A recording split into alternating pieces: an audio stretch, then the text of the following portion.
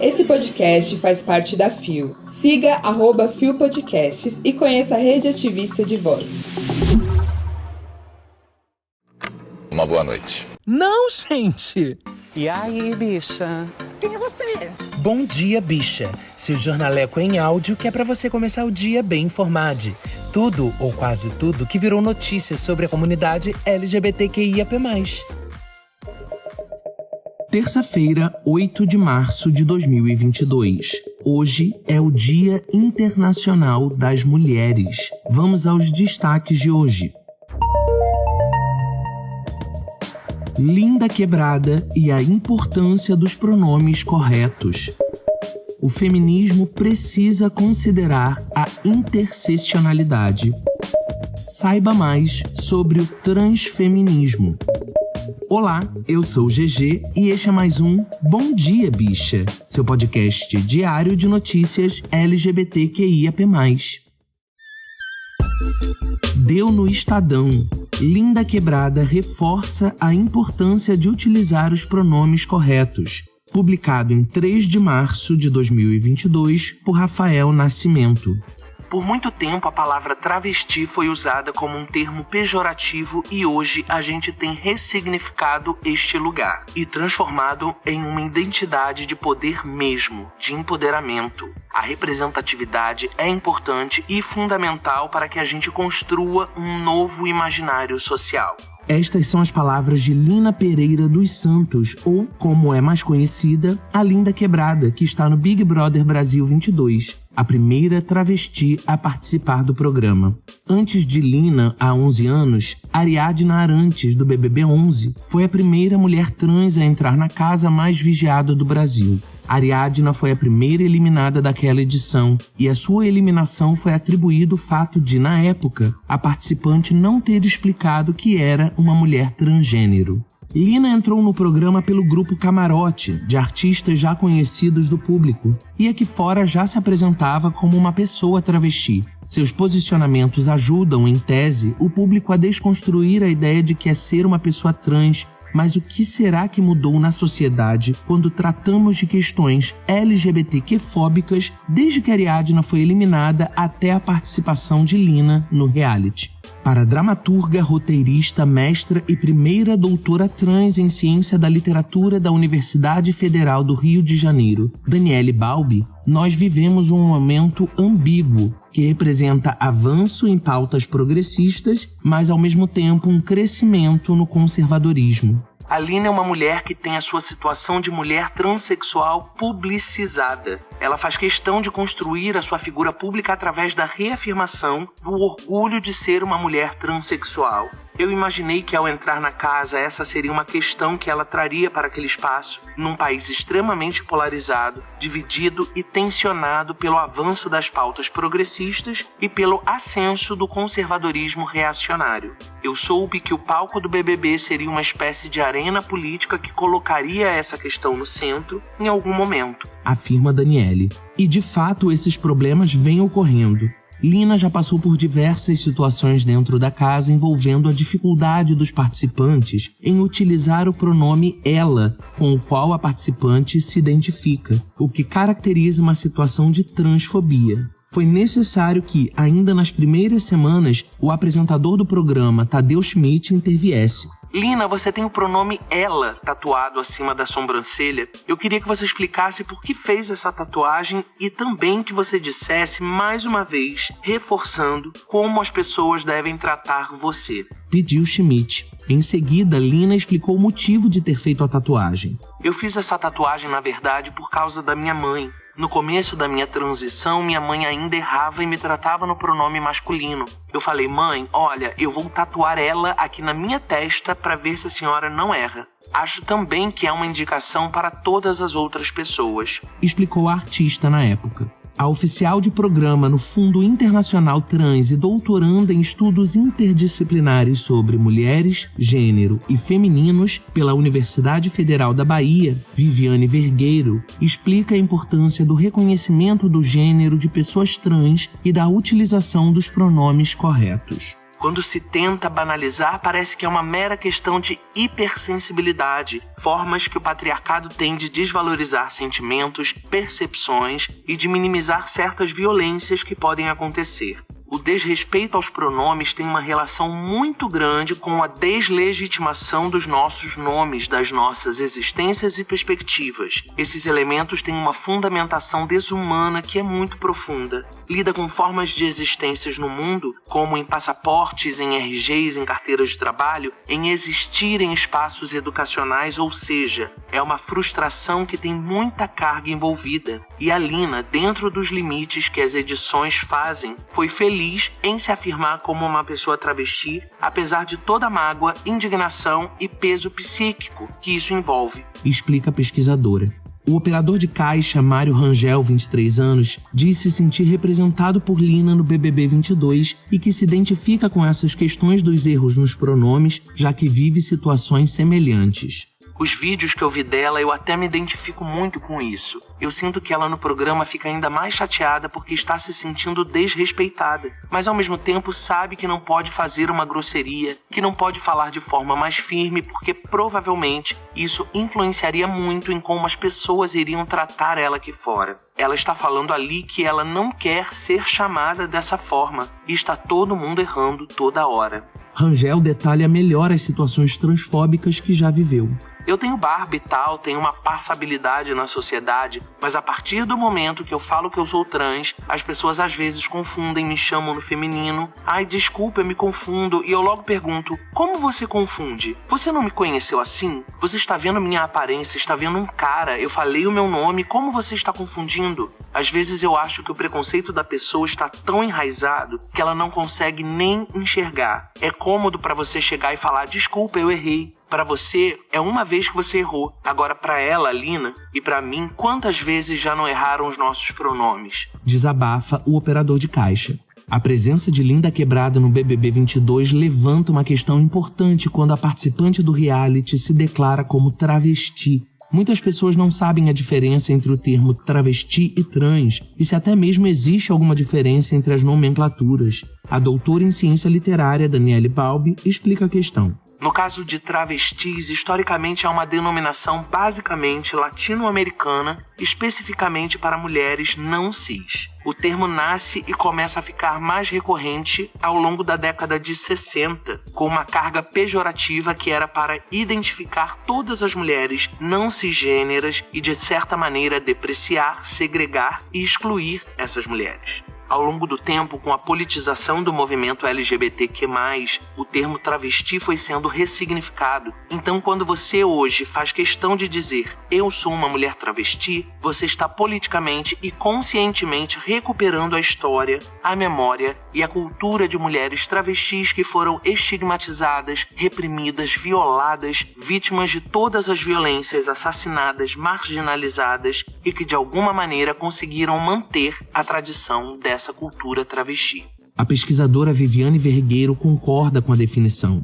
Acho que essa é uma potência que ela, a Lina, traz, e nisso há a importância, inclusive, desse próprio debate dentro da comunidade trans sobre as múltiplas formas de identificação. Se travesti já foi um conceito de estigma, é um termo que hoje é potência e afirmação.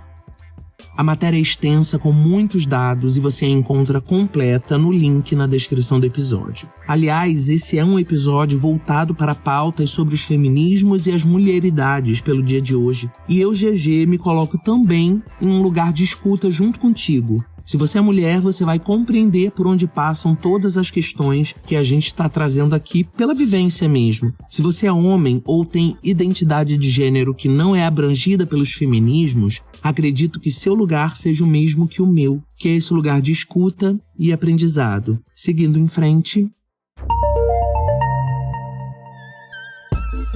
Deu na glamour. Por que o feminismo precisa considerar a interseccionalidade para avançar em questões fundamentais? Publicado em 8 de março de 2021 por Andréa Martinelli.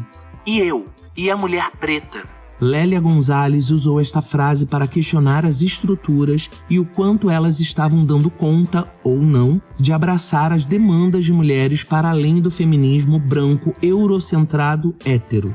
Foi a sua experiência pessoal que a fez ter um olhar interseccional diante das lutas sociais. Ela não era reconhecida como negra no movimento feminista, nem tinha espaço no movimento negro como mulher. Explica a historiadora Melina de Lima, neta de Lélia. A provocação difundida pela filósofa, historiadora, antropóloga e professora desde os anos 60, e mais recentemente entre as organizações de mulheres no mundo, aponta que não é possível entender-se feminista sem levar em conta questões de gênero, raça e classe, que pautam as relações sociais. A peculiaridade de cada vivência é importante para nós, de fato, quebrarmos as barreiras necessárias, diz Melina. Para agirmos, portanto, é preciso que o feminismo saia da superfície.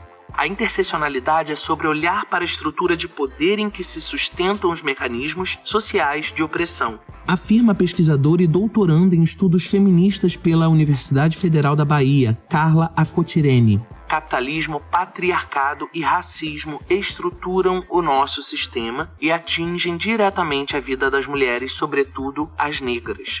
E as estatísticas não mentem. O Atlas da Violência 2020 mostra que uma mulher é assassinada a cada 2 horas no Brasil. Nos 10 anos contemplados pelo estudo, de 2008 a 2018, a taxa de homicídios de mulheres negras cresceu 12,4%, enquanto a das brancas caiu 11,7%. O dado inclui todos os assassinatos de mulheres e não apenas os feminicídios, quando o crime é motivado pela condição de gênero. Mas o cenário alarmante não indica que um marcador social seja maior que outro. Ele sinaliza a ineficácia de políticas públicas que não alcançam a raiz da questão. Essa análise não quer dizer que as outras opressões não sejam graves e não tenham que ser enfrentadas. Só precisamos compreender que elas ocupam lugares diferentes na lógica de opressão versus privilégio. Explica Rosane Borges, especialista em estudos latino-americanos e professora da USP. Uma mulher branca e urbana vai sofrer com opressão de gênero. Se ela for negra e morar em uma área rural, vai experimentar um outro tipo de exclusão. Se essa mulher for trans ou lésbica, também vai sofrer em outras dimensões que se cruzam e não são equiparáveis. Dentro dessa singularidade também se encontra a pauta LGBTQIA+. Segundo o estudo divulgado em janeiro de 2021 pela ANTRA, Associação Nacional de Travestis e Transsexuais, ao longo do ano passado, 2020, em meio à pandemia foram registrados 175 assassinatos, todos de mulheres transexuais e travestis. Das travestis mortas em 2020, 78% eram negras. Para Bruna Benevides, feminista, mulher trans e secretária de atuação política da ANTRA, lançar luz para o transfeminismo de forma alguma é promover uma segregação e sim reforçar seu caráter interseccional. O feminismo precisa ser um espaço para agregar todas as mulheres. Quando há uma tentativa de deslegitimar o que é ser uma mulher por questões físicas, biológicas, culturais e estruturais, a gente está criando um movimento que é violento e só reproduz a opressão. O momento atual, potencializado pela internet e pela política, é de efervescência dessas discussões. Há quem diga que o feminismo nunca esteve tão em alta. Em 2019, por exemplo, o Datafolha levantou em pesquisa que 38% das mulheres brasileiras com 16 anos ou mais se diziam feministas no país, mas 56% rejeitaram se associar ao termo. Há uma disputa discursiva dentro do próprio feminismo, observa Carla Acotirene. Se as mulheres mais jovens não se questionarem e se interessarem em revisitar a experiência das mais velhas, o embasamento sobre a questão será de 3 tweets, e é preciso ir além. Mais uma matéria que a gente traz aqui para você que aborda a questão da interseccionalidade. Esse é um termo cada vez mais recorrente e é muito importante que pensemos nas lutas contra as opressões e as violências como sendo nossa responsabilidade, respeitando sempre as particularidades, as individualidades e os protagonismos, mas estando lá nos frontes, todos nós. Deu no IG delas. O feminismo trans quer uma sociedade que inclua todos os gêneros, diz a ativista. Publicado em 31 de janeiro de 2021 por Camila Cetrone. Se você é uma pessoa antenada no movimento feminista, provavelmente sabe que existe mais de uma vertente. Uma delas é o feminismo trans, que também pode ser chamado de transfeminismo. A vertente que nasceu nos Estados Unidos a partir de diversas reflexões que envolvem identidade de gênero e sexualidade e se concentra principalmente em mulheres trans e travestis. O feminismo trans chega com a proposta de abarcar nossas questões e subjetividades que estão atreladas ao nosso processo de formação enquanto sujeitos, explica Jarda Araújo, ativista e assistente social. Jarda explica ainda que a criação de políticas LGBTQIAP+, eram principalmente voltadas para gays e lésbicas e, com isso, as questões trans eram deixadas por último. O feminismo trans ajudou a abrir os olhos para essa lógica e buscou se voltar para caminhos de incluir a todas as pessoas. Esses pensamentos foram articulados com a sociedade para a ascensão das perspectivas das mulheres trans e travestis. A deputada estadual de São Paulo, Érica Malunguinho, primeira deputada trans eleita pelo Estado, afirma que o feminismo trans também é uma crítica para as desigualdades presentes dentro do movimento feminista ao acrescentar o debate de identidade de gênero. Essa perspectiva afasta a ideia de que o gênero está atrelado ao órgão sexual e reitera que existem diversas formas de ser mulher, diz. Segundo a pesquisadora e professora de História e Psicologia Jaqueline Gomes de Jesus, o feminismo trans nada mais é do que uma vertente dentro do feminismo que diz respeito às experiências e demandas específicas das mulheres trans e travestis. É uma forma de representação dessas mulheres e de se pensar políticas, ações ou causar reflexões especificamente sobre elas, mas não exclui a existência ou a causa das mulheres cisgênero. No entanto, ela diz que o feminismo trans não serve apenas para pessoas trans, mas para todas as pessoas. Quando a gente fala sobre isso, a gente fala sobre um olhar novo sobre o mundo para mudar a realidade e as discussões sobre gênero e perceber a diversidade sexual e de gênero de cada um, afirma. A pesquisadora explica que assim como nem toda mulher é feminista, nem toda mulher trans ou travesti é transfeminista. Mesmo assim, elas se beneficiam com avanços que podem ser feitos pelo feminismo trans. Em 2014, Jaqueline lançou o livro Transfeminismo, Teorias e Práticas, em que sintetiza os pensamentos e as demandas de transfeministas. Segundo a pesquisadora, a perspectiva teórica questiona a biologização do gênero, discussão influenciada pelo feminismo negro e que visa desvincular a ideia de que o órgão sexual define automaticamente a identidade de gênero. Na prática, trata-se sobre valorizar as identidades, a história e a diversidade sexual e de gênero. Espera-se combater o machismo, o sexismo, a cis-heteronormatividade, ideia de uma sociedade que espera das pessoas um padrão cisgênero e heterossexual, e a ideia de que pessoas trans não têm direito à própria identidade, ao corpo ou de ir e vir, afirma. Jaqueline afirma que visibilidade é algo bom, mas mais do que isso também importa a maneira como as pessoas trans são vistas. A gente vê uma tentativa de retratação, uma naturalização dos estereótipos e de pessoas que só nos veem por olhares depreciativos, afirma. Por isso, ela ressalta a relevância de se falar não apenas dos problemas enfrentados por mulheres trans e travestis, mas pensar em alternativas para solucionar essas questões. De acordo com a pesquisadora, as pessoas cisgêneras podem ajudar a impulsionar o feminismo trans de algumas maneiras. Uma delas é ler e compartilhar a produção das mulheres trans e travestis, desde livros e artigos até postagens nas redes sociais. Além de ler, é importante comprar nossas publicações para investir e valorizar financeiramente a produção de pessoas trans, explica.